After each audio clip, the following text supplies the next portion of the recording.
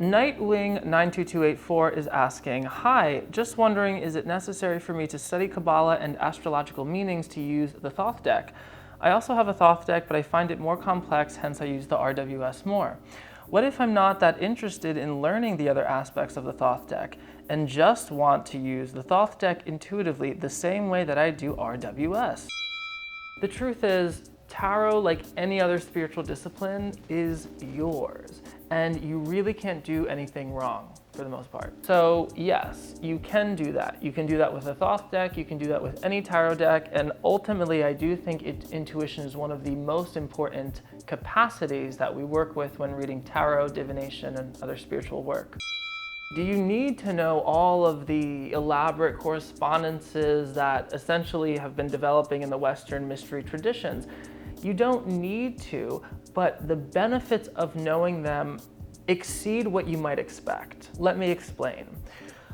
When you're studying tarot just for divination, you don't need all those correspondences. You can work with the symbols, you can work with divinatory meanings, you can work with personal experiences, and maybe if you want to add some correspondences, you might work with numbers. And this is all stuff I teach in my tarot divination course, which is it's pretty huge, but there's enough to work with where you don't have to be studying stuff like Golden Dawn or Aleister Crowley or any of that. And I would even say that some of the best tarot readers that I've met in my professional practice, whether that be at fairs or New Age stores or expos or whatnot, they didn't know the first thing about Kabbalah or astrology. They just read the cards and they were beasts. But again, they've been working many years cultivating that intuition. However, there is a huge benefit to studying tarot correspondences that is not talked about very much. And this gets into the realm of mysticism and personal development and ultimately self-actualization.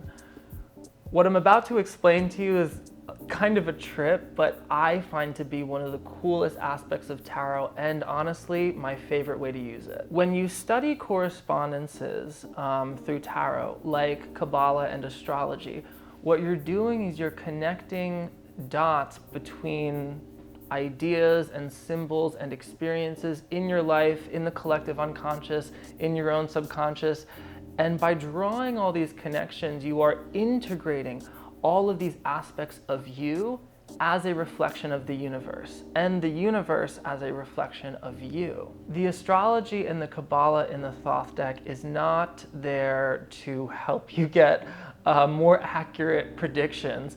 It's there to show you what you are as the universe, as the YO universe. If you pull the Prince of Swords, for example, you can look at the image and pull some intuitive information for a tarot reading. Actually, do that right now. Look at this Prince of Swords and just write down what comes up. Pause the video, see what happens. All right, so now you have some notes on what this could mean. And those notes are totally valid and you can incorporate them in your tarot readings. But when you use correspondences, it brings it to the next level. Watch what happens.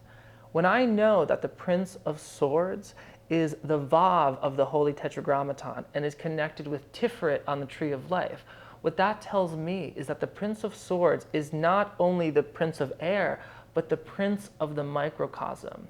He is the seat of the rational mind as it is an expression of this divine mind and universe. He is the personification of all abstraction, of all conceptualization, of all logic and rationalization, which itself comes about through the duality of force and form, a sacred marriage coming out of absolute divine nothingness or everythingness. This is all talked about in the Kabbalah, and then on top of that, you can take everything I just said and bring it into the astrology. The Prince of Swords is attributed to the first two deacons of Aquarius. Aquarius is the fixed air sign, the cherubic air sign, which is the sign of humanity, essentially, and is the focal point of the element of air. This card shows how humanity exemplifies logic, dualistic thinking, and the world of the abstract. Aquarius is also a sign of progress and governs the 11th house, which has to do with friends and groups of people.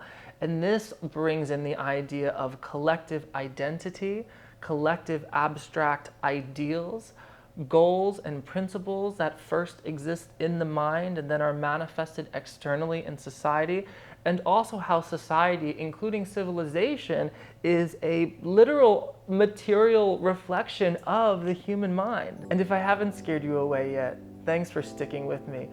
But the coolest part about everything I said is that that applies to you and me all the time.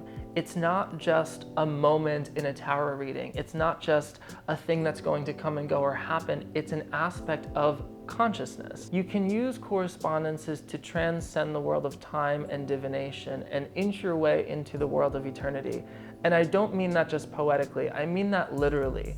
When you're using correspondences and drawing connections between your experiences and complex spiritual ideas and the testimonies of various mystics and philosophers from the past 1500 years, which are all encrypted in the tarot and all of these systems, you start to realize that you are all of it and it is all you. And in the most extreme case of this, you experience profound peace.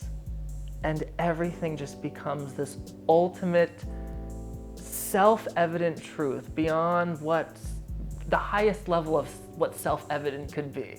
Because it's you, it's existence. And when you're there, it's like you don't even have to read cards anymore. It's just bliss all the time. Now, it's important to know that the paths set forth by the Western esoteric traditions are definitely not the only path and only make up a super small fraction of the infinite paths to liberation that exists everywhere. There's devotional practices, there's meditation practices, there's knowledge and contemplative-based paths. The list is endless. But I just want you to know in this video that tarot does not end with using intuition for tarot readings. It goes beyond. But